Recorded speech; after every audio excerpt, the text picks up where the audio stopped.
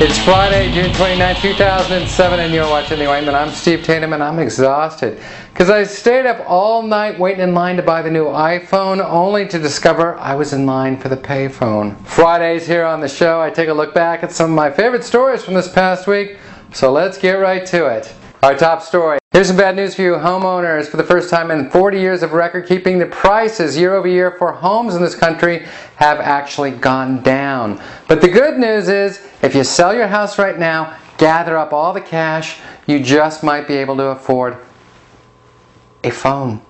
Muhammad Ali, the bad boy of Iraq under Saddam Hussein, has been tried and sentenced to hanging because they couldn't think of anything worse. I have one idea.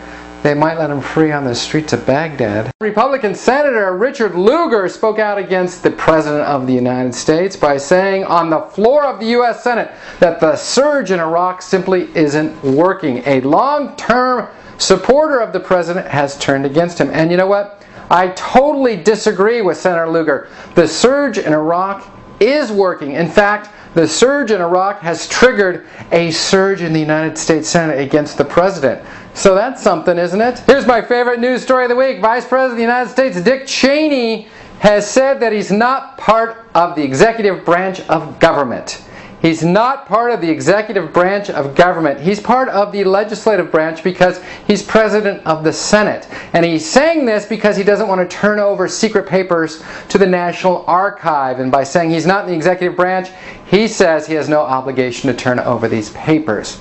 Interesting. You know, any high school civics student can tell you. Wait, I have a high school civics book right here. And it says that the executive branch of the U.S. government is made up of the President, Vice President, and other members of their administration.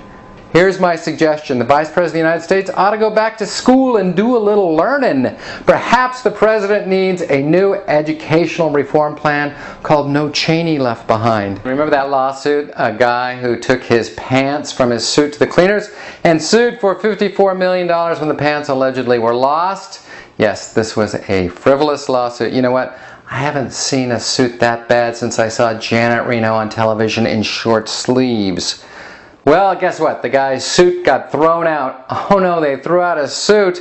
Here we go again. And finally, I wrap up each week with my news quiz question. Today's question is about the hottest and most humid days of the year, known as the dog days of summer, which begin this weekend. The question is, how do the dog days of summer get their name?